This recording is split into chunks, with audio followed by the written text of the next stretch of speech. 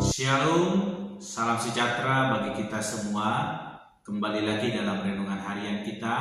Mari Bapak Ibu kita memuji Tuhan, kita katakan Tuhan menetapkan.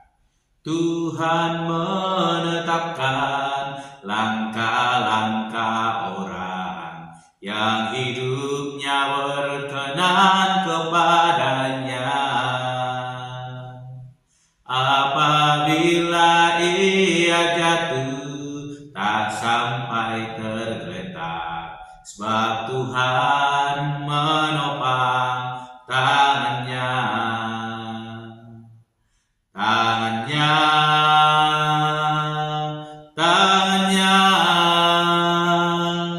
Sebab Tuhan menopang dengan tangannya.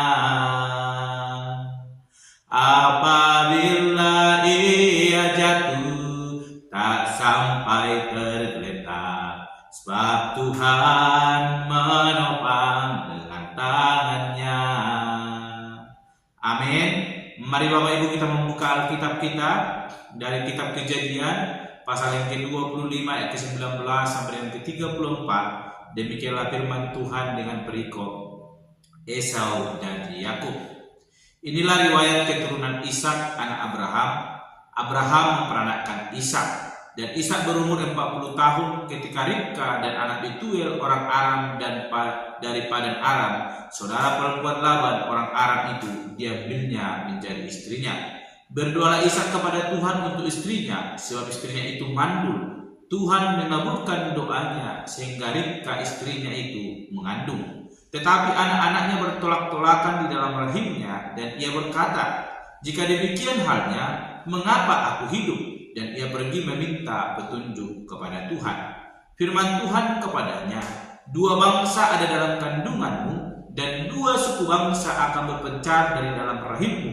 Suku bangsa yang satu akan lebih kuat dari yang lain, dan anak yang tua akan menjadi hamba kepada anak yang muda." Setelah genap harinya untuk bersalin, memang anak kembar yang di dalam kandungannya. Keluarlah yang pertama, warnanya merah, seluruh tubuhnya seperti jubah berbulu, sebab itu ia dinamai Esau. Sesudah itu keluarlah adiknya, tangannya memegang tumit Esau, sebab itu ia dinamai Yakub. Ishak berumur 60 tahun pada waktu mereka lahir. Lalu bertambah besarlah kedua anak itu.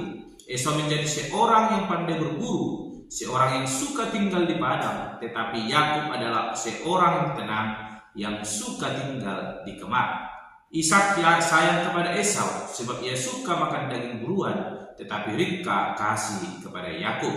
Pada suatu kali Yakub sedang memasak sesuatu, lalu datanglah Esau dengan lelah dari padang. Kata Esau kepada Yakub, "Berikanlah kiranya aku menghirup sedikit dari yang merah-merah itu, karena aku lelah." Itulah sebabnya namanya disebutkan Edom. Tetapi kata Yakub, "Juallah dahulu kepadaku hak kesulunganmu." Saud Esau, "Sebentar lagi aku akan mati. Apakah gunanya bagiku hak kesulungan itu?" Kata Yakub, "Bersumpahlah dahulu kepadaku." Maka bersumpahlah ia kepada Yakub, dan dijualnya lah hak kesulungannya kepadanya. Lalu Yakub memberikan roti dan masakan kacang merah itu kepada Esau. Ia makan dan minum, lalu berdiri dan pergi. Demikianlah Esau memandang ringan hak kesulungan itu. Amin. Bapak Ibu saudara yang terkasih di dalam nama Tuhan Yesus Kristus, kita kembali merenungkan firman Tuhan, dan hari ini saya memberikan tema bagi kita semua, yaitu Tuhan yang menetapkan. Sekali lagi, Tuhan yang menetapkan. Bapak Ibu saudara-saudara yang terkasih di dalam nama Tuhan Yesus Kristus, kebenaran firman Tuhan hari ini berbicara tentang keturunan Abraham, di mana Ishak memiliki keturunan. Namun ketika Ishak menikah, dia tidak langsung mendapatkan keturunannya. Di usianya 40 tahun ia menikah, namun ia belum mendapatkan sebuah hati.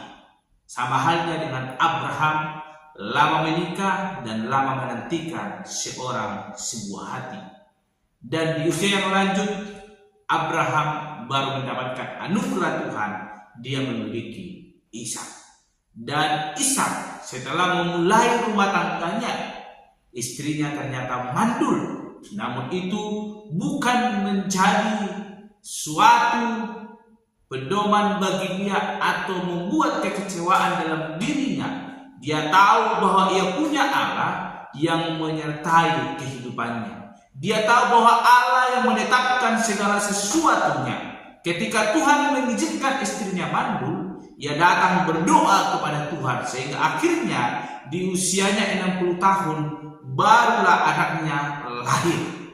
Bapak Ibu, saudara-saudara yang terkasih di dalam nama Tuhan Yesus Kristus, melihat dari apa yang terjadi dalam kehidupan Ishak. Sebelum ia lahir, orang tuanya juga sudah menantikan. Bahkan ketika ia menikah, ia juga harus menantikan waktu yang panjang. Tetapi itu kan menjadi dasar bagi dia untuk kecewa.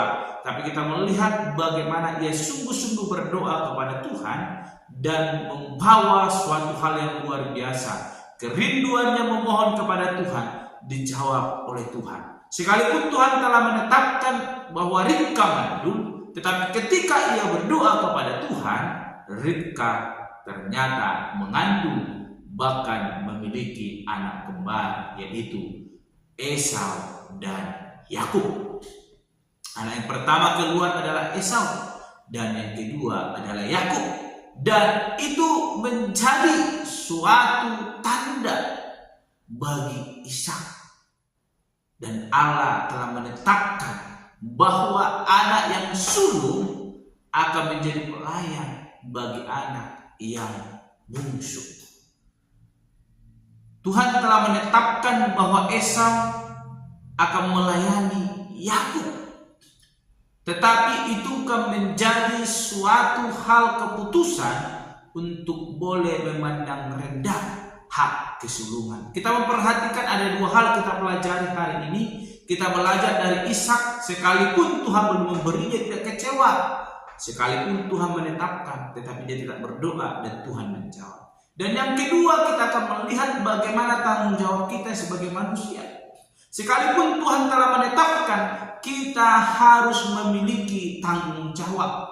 Tanggung jawab yang dimaksud di mana Ishak selaku orang yang telah diberkati oleh Tuhan, dia senantiasa berdoa kepada Tuhan.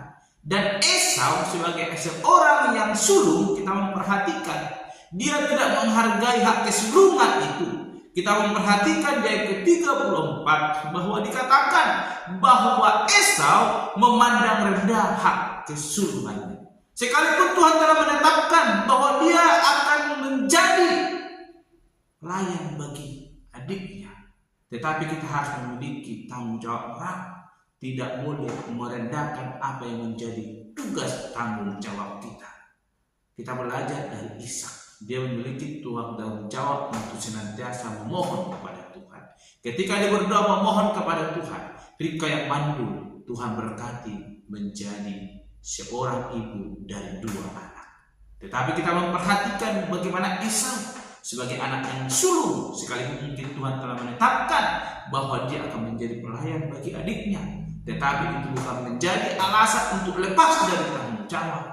Mari hari ini kita belajar dari Ishak, Esau, dan Yakub. Ada hal yang luar biasa kita perlu perhatikan.